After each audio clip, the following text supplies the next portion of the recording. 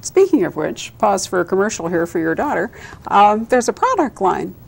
That's the camp of... This is a totally self-serving moment. Her family's, my daughter, Pamela, makes these, or has these Dave Robichaux hats made. And not only the hat. They're nifty. And this is a great shirt, I have to admit. It really is. It says Robichaux Dock and Bait Shop. Yeah.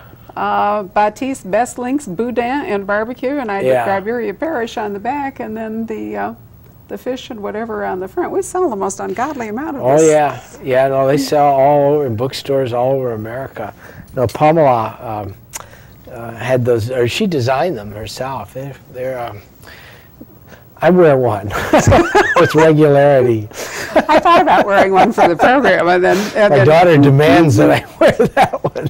It's kind of a nice family product. Oh, yeah. But what I was thinking is that here Dave is now off in New Iberia as basically on his own, like a private investigator for Neon Rain and Black Cherry Blues. And then at the end of that, by the time we get to the fourth book, he's become a detective in the New Iberia Sheriff's Department. Why these shifts? Well, as you mentioned earlier, my previous books made use of the same themes and type characters. I never really shifted gears. So Dave is simply a voice, often for what I think is a moral man in an immoral or amoral environment, particularly the political environment in which he finds himself. And it's not a regional one. In other words, the concern is always larger than the area in which he lives. And so it's almost accidental or coincidental that he's a police officer.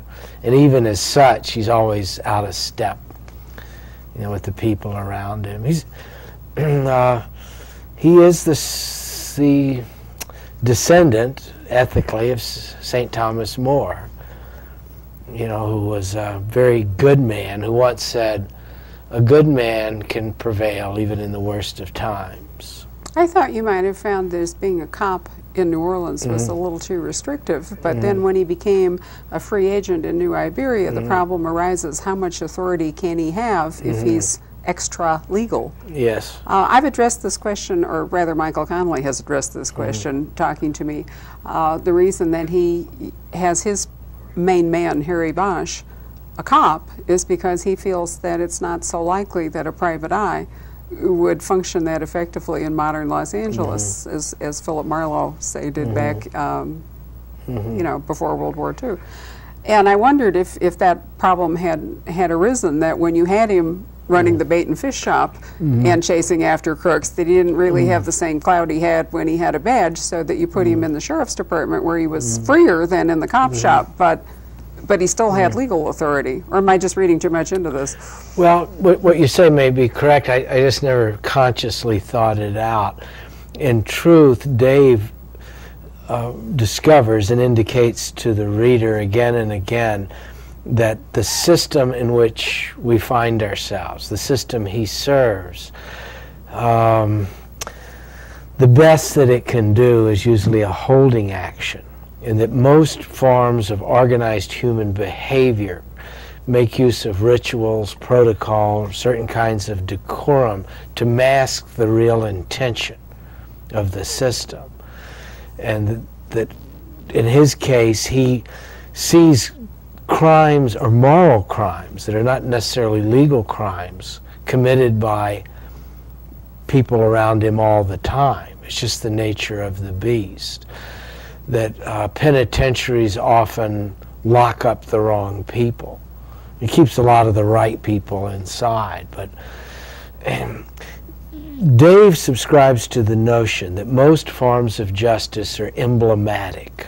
We reach out, we find someone who makes us very angry about a problem that afflicts us in oblique ways, and that's when the fist comes down on top of it. Psychologists call it splitting off or transference. We take the most loathsome aspects of ourselves and superimpose them on another.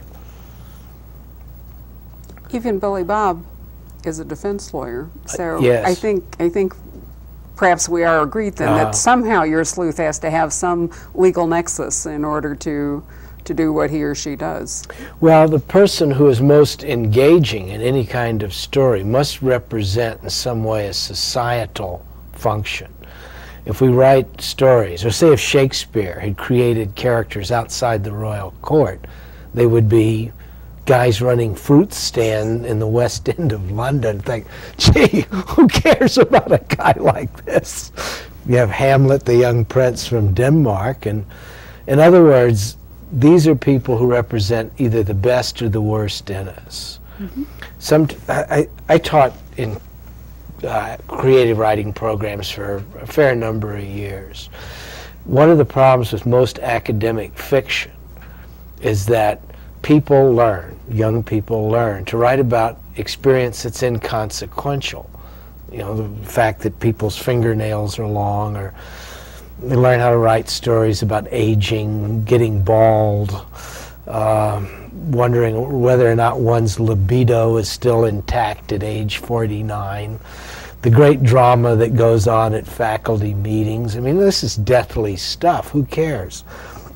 The point is that Shakespeare wrote about a sensationalistic universe. His best plays leave bodies all over the stage.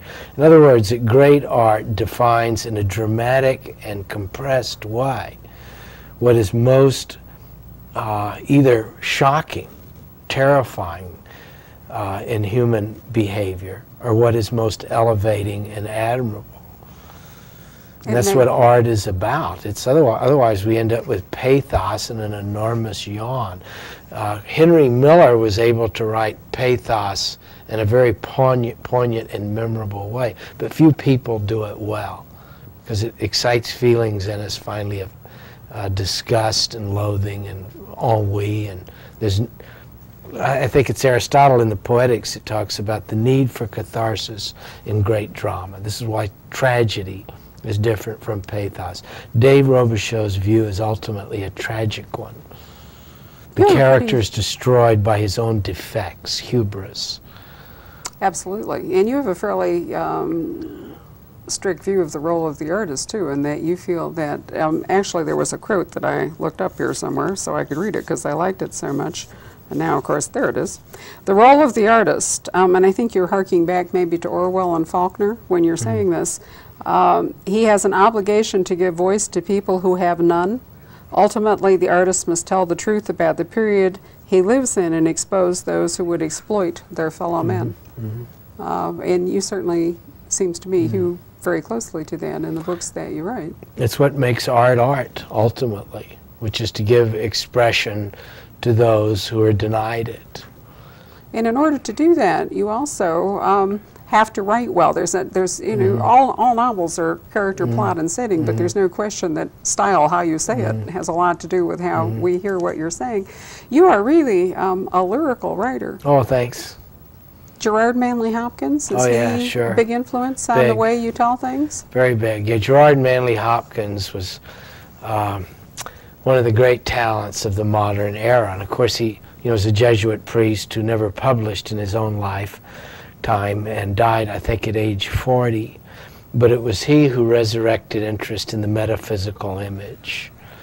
And, and no one had experimented with metaphysical imagery since John Donne and George Herbert.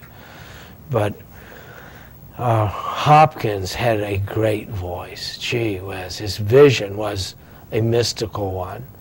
And he saw God's hand in virtually everything.